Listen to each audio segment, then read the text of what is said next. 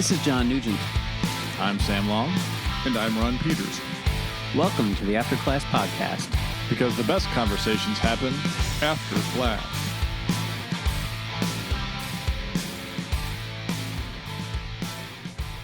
Thanks for joining us. Another episode of the After Class Podcast. We're glad to have you along. We decided to record another one directly after the previous one. If you remember last time, it was hot then. It has not changed. Nope. So we'll bear under and crank out another one. Hopefully be less cranky. Right. Well, and the tech guys are looking at it, so appreciate them coming down. Big update. They pulled the thermostat off the wall, and they're taking it down to test it out. To be fair, it was supposed to come off. They just Right. rip it out of the wall. They were Don't so give people the angry. wrong It idea. had the detachable faceplate. Yes. But unfortunately, thankfully, it's not so hot. Like we're not like dripping sweat or Today is glistening or actually anything like that. only, I think the high is only like 79 today. Yeah, it's a little bit better day. And 78 right now, Nailed it. so not bad.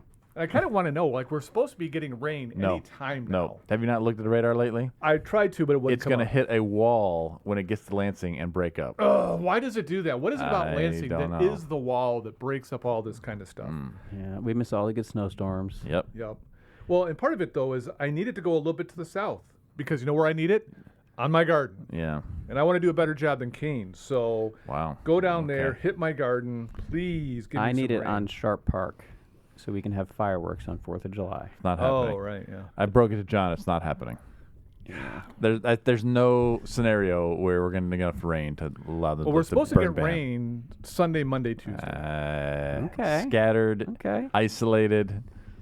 But if we skeptical. get a decent amount of rain, it can. Oh yeah, so I just pulled up the radar, and yeah, it's just like just off to the east. Move west, just like 20 miles. That's all we need. Come on. All right. Well, we'll be rooting for that. And until then, we'll talk the about meantime, other forms of Let's violence. pretend we're doing a podcast. Ron, we do not care about your garden. Talk to us about the Bible, please. Yeah. Oh, how many times I've read that message. Oh.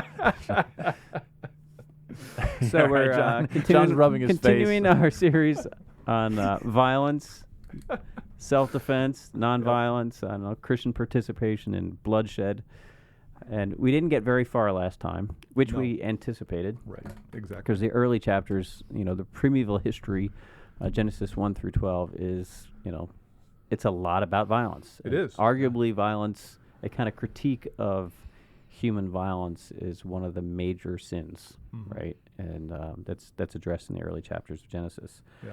And it's the problem of the world. Mm-hmm. And arguably, since it's in this primary position of like dominating the preface to the Old Testament story, Yep. which is the preface to the Bible, Exactly. it should be on our radar that this is a theme that's important to God. It's important to Scripture. We wouldn't be surprised if Jesus came talking about it, Right. Exactly. claiming to have something to chip in about the subject and something to pass on to his followers about it. So, but we're a long way away from talking about Jesus quite yet. We still haven't gotten out of Genesis. And just by way of a little bit of a recap, we talked last week about the first act of bloodshed in the Bible was Cain and Abel, and then that kind of escalated to like even though God did not like what Cain did, Cain fears that that there's some righteous mob is going to form and try to hunt him down and kill him, and God's like, no, they don't, and God protects the first killer from the righteous mob. This is not a necessarily violent mob people, right, who are going to go get Cain. It's Right. probably like people who just want their families to be safe, want their neighborhoods to be safe. Yeah. They want to protect the world from people who have killed before and feel justified. And God's like, no, I've got sevenfold vengeance upon you if you take the blood of a killer in your own hands. Which is it's scandalous, really, excuse me. for some people to wrestle Right. with what that means. Yeah. But apparently that didn't fix the problem of violence. Lamech, not to Not be confused Tubal-Cain. with Tubal-Cain. Not Tubal-Cain. He kills a dude who ticked him off at some level and plays God and says, hey, if Cain is avenged sevenfold, then Lamech 70 times sevenfold. And so the violence is escalating. And then we get to the sons of God and daughters of men where you got warriors, famous warrior killers on the earth. And things are apparently getting so bad that the whole earth is filled with violence. God looks upon all the violence and says, I've got to do something dramatic here. I've got to purge the earth of this violent civilization that has erupted on it. Yeah. And so he does so with the flood. And we saw how the violence of humans kind of impacts creation, right? Mm-hmm. You know, like just, Abel's blood seeping into the soil, which is why Cain can't be a farmer. And then, when God purges the earth, it's not just the violent humans who get it, it's innocent humans, well, relatively innocent humans, right? Right, yeah. Surely they were not all bloodthirsty killers, right? But they are all impacted by God's need to deal with rampant violence on the earth. And apparently the animals have to be saved on the ark too, because a bunch of them are going to get lost in the flood. Yeah. And perhaps the ark is a great rescue of the animal species before humans kill so many animals that they go into extinction. Right. Right.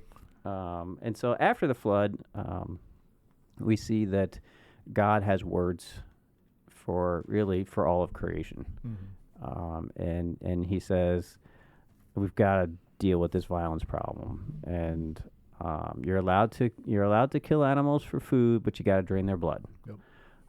But there will be a reckoning for all bloodshed. And if anyone who kills another human, the only way to make that right is for the life of the killer to be taken, not for multiple people to be killed. Not, God's limiting violence with this eye for eye, tooth for tooth, life for life, after the flood. And grounds it, as we ended kind of in the last episode, in the fact that because human life is so sacred to God, because humans are made in God's image. Mm-hmm. And it's on that basis that we do not, to take a life is to take the life of a divine image bearer. And God takes that very seriously. Mm-hmm. Yep. So it's kind of where we wrapped up. Yep.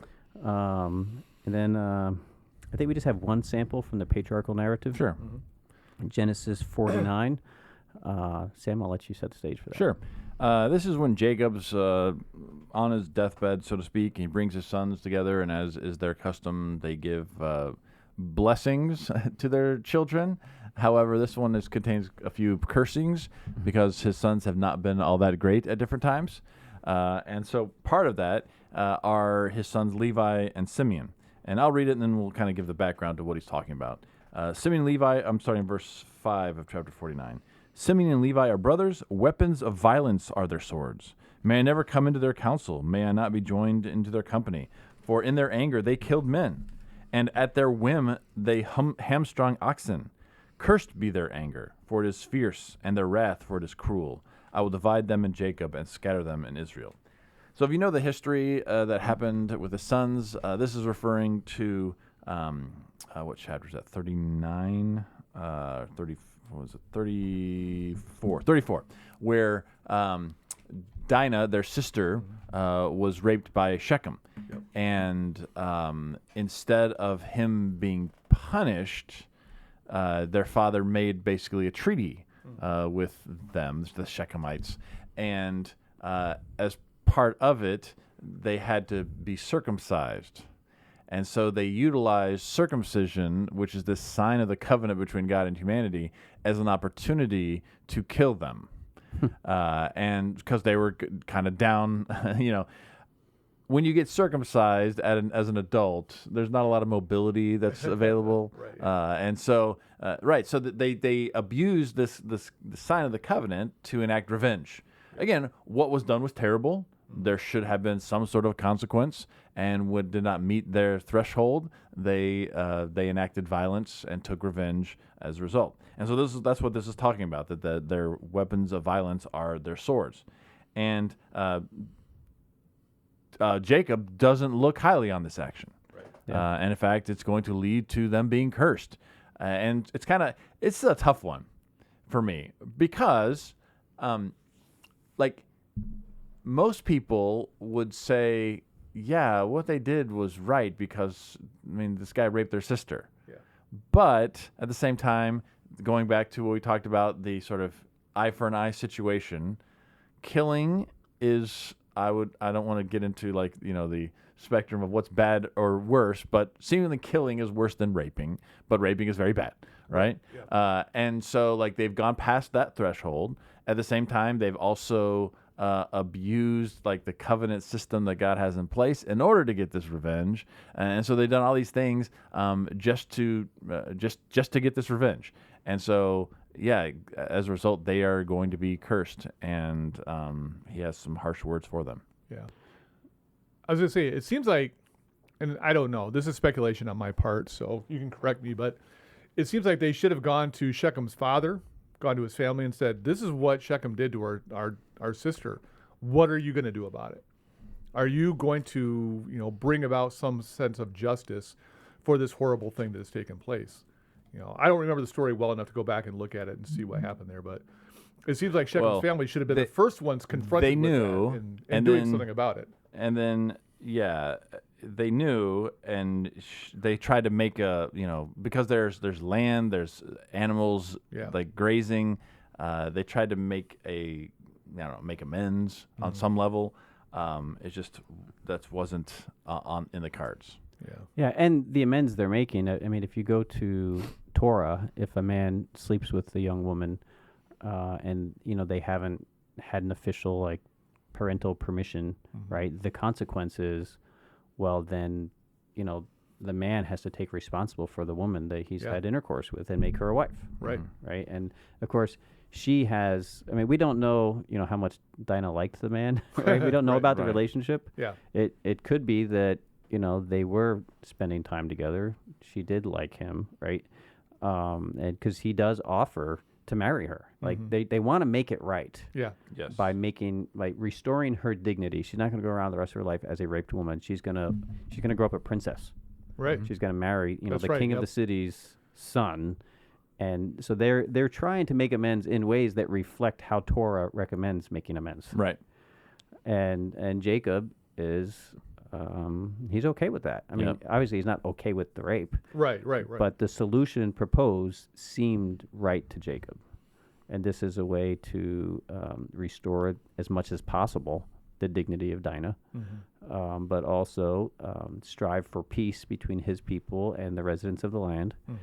And they went even further that, we can become one people. And when you think about the promise to Abraham, said that they would be a blessing to all nations, that somehow God's special favor with Abraham's descendants would start spilling in and over on other people. Yeah. And this merger, this uniting of these two families could be the beginning of that blessing. And so, they do things right by saying, you know what, but if they're going to become a part of the covenant people of God, they have to be circumcised. Yeah. And so I think there were efforts, right, to kind of do this the right way. I mean, what they did looked a lot like what Torah says. Yep. And so, however, and what makes Simeon and Levi a little more personally offended is Dinah was their sister. Yeah. They were like their blood sister. Right. Like since Jacob has 4 wives, right, that not all of the children are blood sisters, but they feel closer to Dinah than all the other brothers. Yeah. And they're like, no, we don't like Dad's solution. But you're right. It wasn't eye for eye. They didn't rape. Shechem's sister. Shechem's sister or Shechem. Right. Yeah. Or they didn't just kill just Shechem. Say that was the closest you could do, then you just kill him. Right. They kill all the males. And then they plundered all their stuff. It's exactly the kind of escalating violence that the first 12 chapters of Genesis was critiquing. Yep. Right. And here you have the covenant people of God right in on the action. Yeah.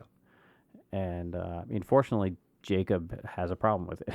You don't see Jacob saying, you know what, this was the right thing to do. Good job, boys. He recognizes enough that on his deathbed, he doesn't pass on the blessing to these sons. And, the blessing doesn't go to, Reuben, the firstborn son, because he's slept with one of Jacob's concubines. Right. It doesn't go to Simeon and Levi because of their violence. It ends up going to Judah, who's kind of the next in line. And he's done some good things in the whole Joseph story to kind of redeem his name a little bit, even though he had his own issues. Correct. As they all do. None of them comes off as a perfect person. Yeah. But he's a guy who, once he realized he did something wrong, he made it right. Yeah. And not everyone does that.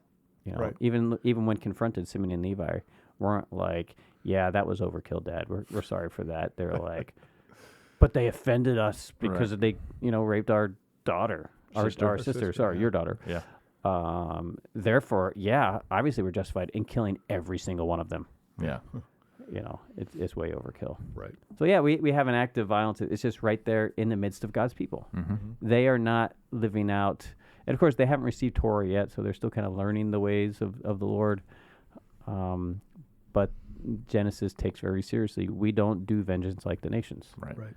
And God's people get rebuked when they get involved in retaliation like the nations, Yeah. I guess. Well, I think it's an important story for helping Israel understand Torah. Genesis leads into Exodus, where God is going to give them very specific instructions on how they're to organize and live as a people set apart. And so these stories are meant to help them to understand why God gives them the instructions that he does. And so we've already seen those, the pre-flood, post-flood stories. But even among God's people, okay, the sons of Jacob, the ones who will become the fathers of the tribes, he's like, see, we still have a problem with violence. 2 of the patriarchs engage in violence, and they're looking too much like the nations. This is not the way you're supposed to live. This is not how justice looks to God. And so don't look at violence as being something that brings about God's justice and reflects God's goodness to the nations. It doesn't. So I think it's an important story. All right, well, that takes us into Torah itself, although I guess Genesis is still part of Torah, but the stories are kind of a pre-Torah story. But it's in chapter 20 that God begins to give his instructions to the people. He's like, all right, if you're going to be my people, if you are going to be a blessing to the nations, if you're going to fulfill my plan to the nations, here are the kinds of things that you have to embrace. And so in chapter 20, we get the 10 Commandments, which most people, learn at a very young age. And among those commandments is a very important commandment. In Genesis 20, verse 13, in the NRSV version, it says, you shall not murder. And so people can debate the actual definition of that, and you guys know Hebrew better than I can. So is it strictly murder, or is that a good translation? What do you think? It is. I think murder is the appropriate translation. Okay. Because there are other words for killing, and there are other not opportunities. It's not the right word. There are other instances where killing is ordained by God. Right. And so to forbid killing then makes it difficult for God to ask them the conquest, for example, right, or whatever it might be. So, or capital punishment. Yeah. Right. And so there are other examples of killing that take place that are not murder. Okay. And this is a very specific word that means murder. Yeah. Yeah, and it doesn't always incur in murder. Right? Not always. So, if you look at the passages of the cities of refuge, right? If someone accidentally kills someone, and we're going to get to this, there are laws in place where the next of kin is allowed. Well, they can flee to a city of refuge, right? Because Torah is going to kind of set it up, the eye for eye. If someone kills and there's a next of kin, could take their life, right? But if they killed accidentally, they can flee to a city of refuge. Same word for kill here. So this is, so I think I get what you're saying as far as the meaning, like the meaning of the 10 Commandments, right? Which commandment? Sixth commandment is, don't take life that God hasn't authorized you to take. Right. That is obviously the meaning, because you're going to go on in Torah, and there are going to be instances where God authorized the taking of life, right? So this must mean something like no unauthorized killing. Yeah. Right. Right. Yeah. That's what it means. Yeah. But that's a weird. Yeah. I know it Right. sounds so strange. That's not murder. It's a lot easier. Yeah. Yeah, and so, but I've heard people, say that this word is only used in the case of like violent murder, right? Where someone premeditated. Yeah, Yeah. and that's just not the case in Torah. Yeah. The word is used for unintended killing. You're taking the life of someone. This is often used because some people will use kind of absolutize this. Thou shalt not kill. Therefore, jump to the Sermon on the Mount. Right. Right, and no killing. Christians can't do it because, after all, Commandment 6 says that. Yeah. And then some people, and that's kind of weak argumentation because it just hops from Exodus to Matthew, and there's a lot going on to contextualize both of those passages that they leave out. But some respond to that with, nah, you can't make that rule because the word for kill here is only used in the case of malicious, murderous, Jason, Freddy, Dahmer killers. Right, yeah. And that, you just trace this word throughout Torah and elsewhere, and you see that it has a broader connotation. Yeah. Well, I think that illustrates why it's not even just about, the lexicon and all that. That you've got to take in the full context of what God has said and what he's doing through his people to understand everything. So you can't just look it up in a lexicon and find the definition, but you've got to look at God's history of dealing with his people and understand it in that context. And so you just got to be a good student of the Bible in order to for things to make sense. But I think circling back to our, the reason we include this here is once again, in like the Big Ten here, the 10 Commandments, killing is part of it. You do not indiscriminately take life. You definitely don't take life that's not been justified by God. If God says you got to take a life, then he gets to make that call. But we don't take that upon ourselves to say, hey, Lamech, this guy hit me, so he offended me, so I'm going to take a life. That's just not what we do. And that commandment makes sense because when you see the pre-Torah descent into violence, God wants to stop that. He wants Israel to reflect a better way. And so in our society, we do not endorse killing indiscriminately. And we do not endorse violence. And the 10 Commandments reflect that priority. Yeah. And I think it's saying something about underscoring that life belongs to God. Yeah. Like he gives life, he takes it away. If he tells you to take a life, then obviously obedience to God, who is the only one in a position to know when it's appropriate to take a life. Right, yeah. But we don't take it into our own hands. Yeah. So I think if I were to, translate this dynamically, I wouldn't probably say murder, because that leaves open retaliatory killing. Yeah. Like, you know what I'm saying? Yeah. Like, I'm not murdering them. They burned my house down, and so I'm killing them and their 3 kids. That's not murder. That's setting the scales of justice even. You know what I'm saying? Right, yeah. Like, I would say a more dynamic thing is no unauthorized killing. Yeah. Like, if God has authorized it and you're working within the confines of God's authorization, then it's justified. Anything outside of that is off limits. Yep. And so murder to me is just too narrow. A little too narrow. Because it leaves, it's not murder when you kill someone in self-defense. Yeah. Like they broke into your house, you kill them. Yeah. Well, is that justified? Does the Bible say when they break into your house, you can kill them? Yeah. Right? Yeah. That's not justified. If they broke into your house and killed someone, well, then now we're talking, now you're getting into the eye for the eye bit. Yeah. And we'll see where that goes next. Yeah. Murder's too narrow, kill's too broad. Yeah. Yep.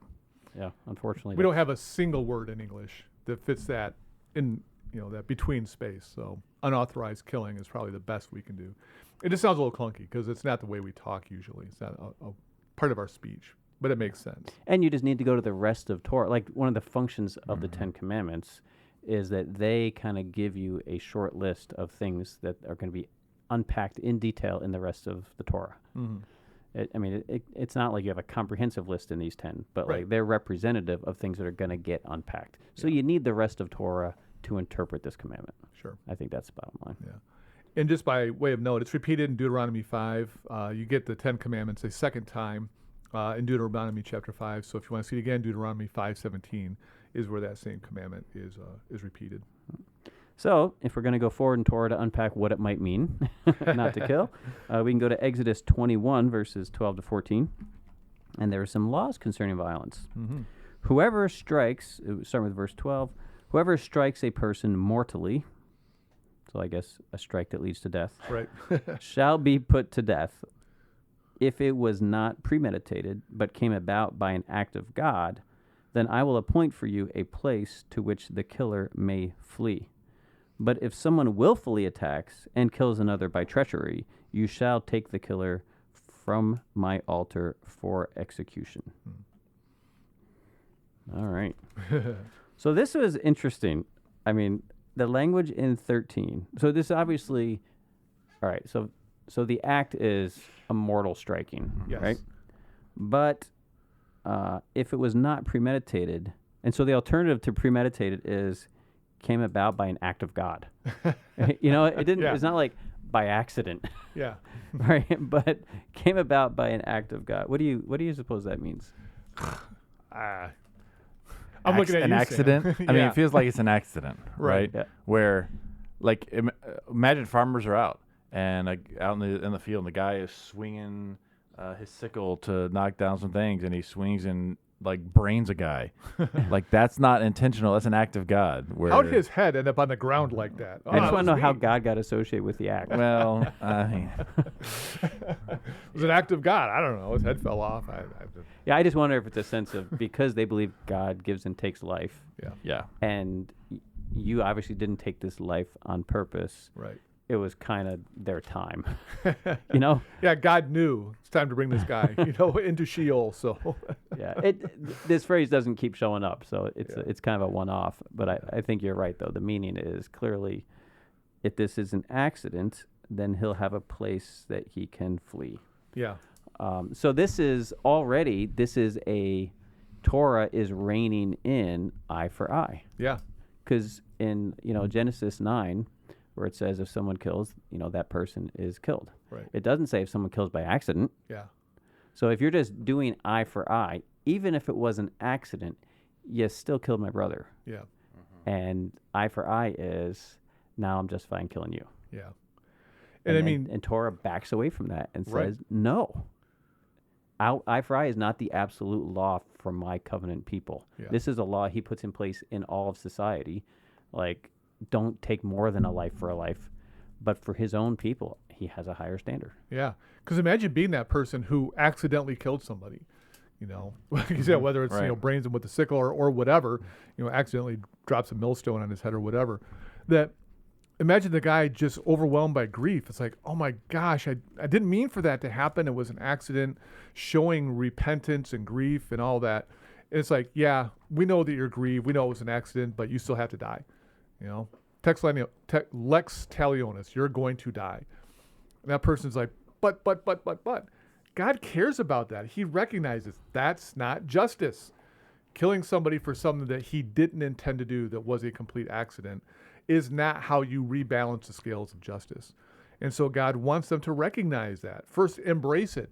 Realize that's not justice. And number two, create a system whereby that person has protection from the murderous mob who think that we've got to kill you because you killed somebody. Yeah. I think it's fascinating. We're not going to go into the whole city of refuge thing in depth, but I mean, God establishes certain cities all throughout the land Yeah. so that someone who's in the way north doesn't have to run to the way south to flee. Right, yeah. It's got to be close enough where you have a chance to get there. It reminds me of westerns where like the thief is on the horse and you the shots of the gang come and try to get him they're just going across the field after field forever. It's not that. Yeah, Right. That's totally what I'm picturing though too. Yeah. But it is where, it's not even so much anymore, but once upon a time, churches were considered places of refuge. That, police officers couldn't go in there and arrest somebody. If some guy goes to the front, has his hands on the altar or the podium or whatever, that it's considered a place of refuge. And because it's the same idea that at least some people who are innocent but know that they're being pursued would go in there and say, refuge, I'm safe here. And so it had a modern application. Like I said, I don't know if anybody really even tries to do that anymore, or if it's even on the books, but it was considered a social thing once upon a time. Yeah. Oh, go ahead. Sam. They have done that in recent years. So there were illegal immigrants and a church. I think there was something where the church was, as long as they were having a worship service, Okay. the police could gotcha. not come in. And so they had an ongoing worship service for as long as they could. I don't know. I don't know. The story's fuzzy, Yeah. but something like that Okay, in yep. semi-recent years. Gotcha. Let me ask you all something. What do you think about the cities of refuge as being the new mark of Cain? Huh. A protective feature that God puts in. I know the context is a little different because Cain definitely killed somebody, Right. and the cities of refuge are a holding place to figure out whether someone intentionally killed someone else or not. But it's just a way to avoid further acts of violence escalating things. Yeah. I guess in a loose sense, Yeah, I right. can kind of see that. It's like you said, Cain was guilty. Yeah. And God protected him from the bloodthirsty mob. In this case, it's for people who at least technically are not guilty to have refuge until their innocence can be proved. Right. So a little bit different. It's like I kind of see in a loose sense, but I don't know. I mean, a very similar function. Right. Like directionally, the same thing's going on here. Yeah. Right. God is trying to limit it, and I do want to talk a little bit about. There's a parallel to this where really Numbers 35 unpacks this a lot, and we were going back and forth on whether to read it or not. But there is some language in here that I'd like to get on the table, especially on, who is legitimate to be involved in taking the life of someone. Mm-hmm. So I do want to read Numbers 35, beginning in verse 16. But anyone who strikes another with an iron object and death ensues is a murderer. The murderer shall be put to death. So apparently, if you're going to strike someone, use straw. Yeah. Or wood. Maybe. Yeah. I mean, if you're choosing iron and you're striking them, you're kind of asking for it. Like, if you hit someone with something this hard, they can die. Yes. So use a paper mache axe. Pool noodle. Yeah. Or anyone who strikes another with a stone in a hand that could cause death, and death ensues, is a murderer. The murderer shall be put to death. Or anyone who strikes another with a weapon of wood in the hand that could cause there's the death. wood, See, yep. This is why straw. Paper mache. So, verse 19, the avenger of blood is the one who shall put the murderer to death. When they meet, the avenger of blood shall execute the sentence. I just want to talk a little bit about that. Who is this avenger of blood? And what is, I think the Hebrew language here for avenger is interesting. There's a lot of modern day words in this paragraph, like murderer and avenger. But the Hebrew words are quite different than that. So what are they? I don't know what they are. I'm the Greek guy, not the Hebrew guy. So. Sam is bringing it up right now. Yeah, I'm on it like a pony. So it is, it's Gaal, which we usually use as redeemer. Yeah. So like the kinsman redeemer in Ruth and other places is the same word for here being used. Interesting. A redeemer, which that's really strong language for Christians to use, right? Because Jesus is our redeemer, right? And so, those familiar with the story of Ruth, I'm like, if a woman's husband dies, one of the ways that God protects the family line of the man who dies is that the man who dies' brother can have intercourse with his widow, right? And they will have a child, and that child will be the child of the husband who died. Yeah. So this is a redeemer. Like the man's line was redeemed. Right. Right. And it continues. It's not a dead branch in Israel's family tree, right? Yeah. Like that line continues. It's been redeemed. And that to us has a very positive sense. Yeah. What then does it mean to say that if you killed someone, the blood redeemer, right, is the one who kills the one who killed? And who is that appointed blood redeemer? It's the next of kin. Mm-hmm. Well, that's what I was thinking. Yeah, it'd have to be somebody, a close family member, probably a brother, but it could be further along if a brother's not available. But like if, my brother passed away, over 25 years ago, but say somebody killed him, then it would be my job in ancient Israelite society to track down his killer and kill them, because that's how I redeem my brother. Which I guess part of me thinks of that as that bringing the equilibrium back socially, that you want to reestablish a social balance, a social equilibrium, and death violates that. Death creates an imbalance in our social structure. And so my job is to reestablish that by shedding that person's blood, which goes back to what God said in Genesis chapter 9. If a man, if a human being sheds another human being's blood, their blood shall be shed by a human being. And so it kind of sounds like it's fulfilling God's statement there. You're nodding, so I'm assuming I'm kind of getting close to the mark there, would you say? Oh, yeah. I think it's just fascinating that there's a specific person who can redeem it. Mm-hmm. And the specific person is the person with the same blood in them as the blood that was shed. Right. Yeah. Like the near blood can take the life of the person who shed the blood, and that makes it right. Yeah. There's not, Israel didn't have the role of executioner. Like there is someone who is a dispassionate unfeeling, unconnected, neutral party. And when someone kills, you take it to the executioner, whose job it is to neutrally execute a sentence. Right. Like, God doesn't want this neutral executioner killing. Yeah. He wants the brother of the dead person, the next of whatever, the closest you can get of the dead person, to take the life. Yep. Because it is a deeply personal thing. Yeah. And taking a life, it shouldn't be just a cold, calculated job. We just have people who are professional killers in our society. They just kill on behalf of everyone else, so no one else has to kill. It's the fact that it's more complicated than that says something about life and blood and death.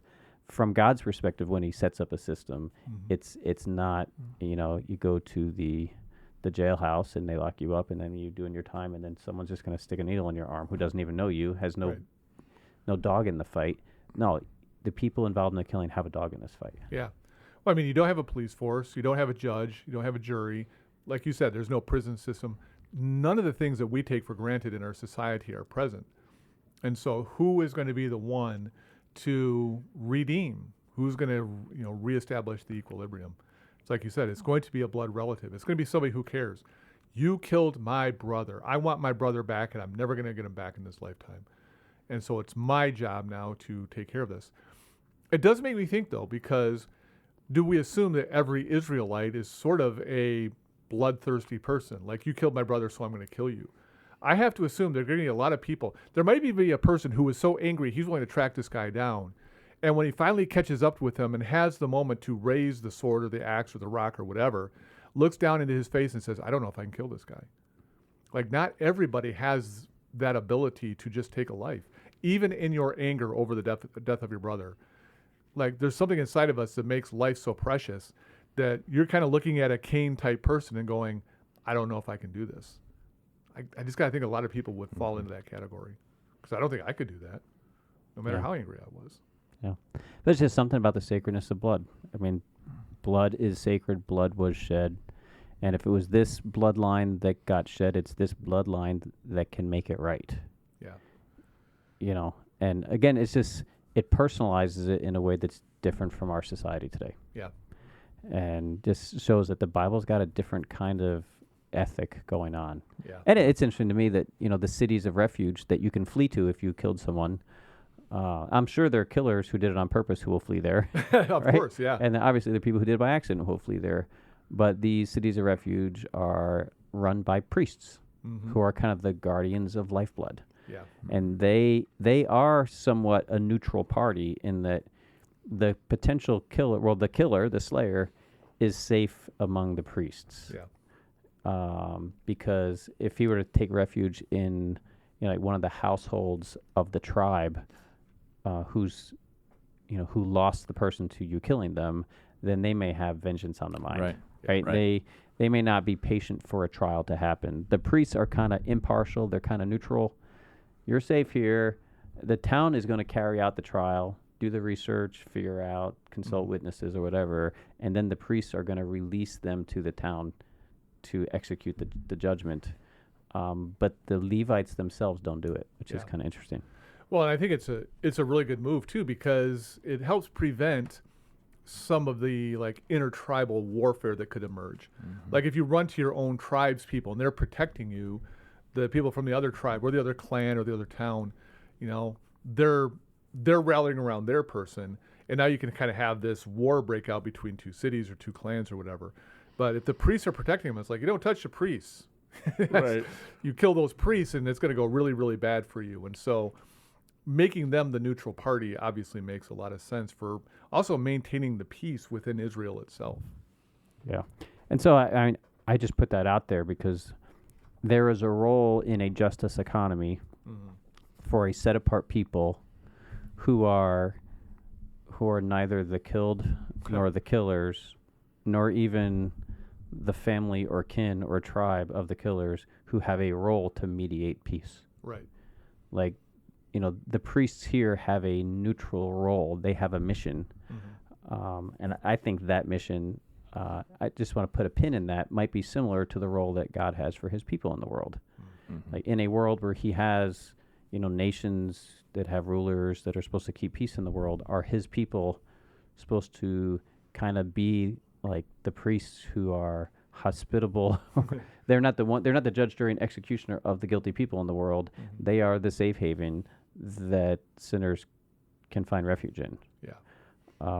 And so we're just going to put a pin in that, because I think there's some analogies between this role of the priests in this story and the role of God's people in the world story. You should write a book salvation about history. Yes. That would be a good book. I agree. Interesting. You know, For those who don't know, he did. it is going to be published by Fortress Press. I did get a book image sent to me. So Nice. apparently Oh, it's been moved along in the production line. Awesome. So I thought they forgot about me. I gave my draft in January. Haven't heard a word since last week. Yeah. The book I'm working on is stalled out. It's just, I got to get back to work on it. I had a really good momentum going, and I haven't worked on it in like almost 2 months. So I got to get back to work. It's going to be called Priestly Presence, Nice. a church for the sake of the world. Ooh, nice. I look forward to it. It's going to be good. My comic book's coming along nicely. Just put that in there. All right. Maybe we can do one more. Yep. Pop over to Leviticus 19, verse 18. This is a pretty well-known part of it. Half of it is well-known. And it says this, you shall not take vengeance or bear a grudge against any of your people, but you shall love your neighbor as yourself. I am the Lord. And so here we have sort of don't do this, but do this instead. And so the idea is of vengeance or even bearing grudges against your own people. So kind of like we got to figure out a way to sort of synthesize these ideas. We just talked about how close of kin can be the redeemer / avenger, but here it says don't take vengeance. Yeah. And so is the idea here that vengeance is this act of retribution without going through the proper channels, as opposed to like, you know, you find out that someone has done violence and you just go and you hunt them, like you said, hunt them down and kill them. And so he's saying don't do that instead, and don't even bear a grudge. Like let the justice system work itself out. Instead, you are to love. So that's in a sort of synopsis of what's going on. And neighbor probably dealing with their own people group, right? Especially in the context of it says your people. In previous passages, it just talks about like it's the Israelites or people who are part of the covenant. Yep. This might be good to go back all the way to verse 15 to set this into some context. You want to do that? Sure. You shall not render an unjust judgment. You shall not be partial to the poor or defer to the great. With justice you shall judge your neighbor. You shall not go around as a slanderer among your people, and you shall not profit by the blood of your neighbor. I am the Lord. You shall not hate in your heart any one of your kin. You shall reprove your neighbor, or you will incur guilt yourself. And this says, don't take vengeance and love your neighbor. And so again, it's setting up like that justice system. Like this is how it's supposed to work. Yes. Right, where you're not showing favoritism towards anyone, poor or rich. Right. But like everyone's treated the same way. If you do the crime, you need to do the time. Yeah. And I think it's setting a broad pattern for how the Israelites are supposed to interact with each other. That broadly speaking, this is how you're supposed to think, that you are supposed to love your neighbor, which means that you don't hate people. You certainly don't render an unjust judgment. You certainly don't show favoritism to the rich. You know, don't show favoritism to the poor. But make justice always your primary concern and treat everybody the same way. And so it takes that idea of loving your neighbor as yourself and gives us a little bit of extra, okay, this is what it looks like. I don't think it unpacks it fully, but it gives us some insight into what loving your neighbor looks like. And this is how the Israelites are supposed to be broadly disposed towards everybody who is a part of that covenant people. Mm-hmm. Yeah. Yeah, and I like this just because it shows that Torah is, you know, we have the law, do not kill. Right. And you think of Jesus saying, you know, in the Sermon on the Mount, you have heard it said, right, do not kill, but, you know, but he says, but do not be angry, right? Like Jesus has this higher ethic, people say. But like that higher ethic is here in Torah. Yeah. Like, do not hate in your heart any one of your kin. Don't bear a grudge. Don't bear a grudge. Yeah. Do not hate. Do not profit from the blood of your neighbor. You know, like that sacredness of their blood is still like how you are, you know, to respond to people, which just presupposes that there's going to be people. I don't think this is like, this law didn't need to be read because people wake up and just randomly decide they want to hate and kill people. Right. Right. Like this law is there because you will have neighbors who will do things that will make you fighting mad. Yeah. that will make you burn with anger, that will make you want to take them out. Mm-hmm. Like I think this needs to be said, because there will be legitimate times where you will just burn with fury because they have hurt you or someone you've loved so bad Yep. that you want to act out. Yep. I think we should presuppose that the person who's being told to keep their cool and to not take vengeance is precisely the person who has a reason to, Yeah. Oh yeah. right? Who has been wronged Yep. in a way that if it was your friend and this happened to them, you would want to see the person who hurt your friend get what's coming to them. Sure. Like Yeah. you would want vengeance for your friend Mm-hmm. on behalf of your friend.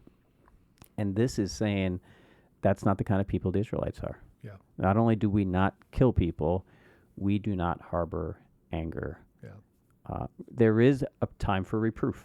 Mm-hmm. You don't just ignore it. You don't look the other way and pretend it never happened. You step in, you say something, you act, but you do not act against the life of people. And you don't live in a state of whenever someone hurts me or whatever, I've got to get them back. Right. And so the eye for the eye, which we haven't run into yet in Torah, but we saw it in the Genesis, right? This kind of command for all humankind. But in Torah, it's not eye for eye here.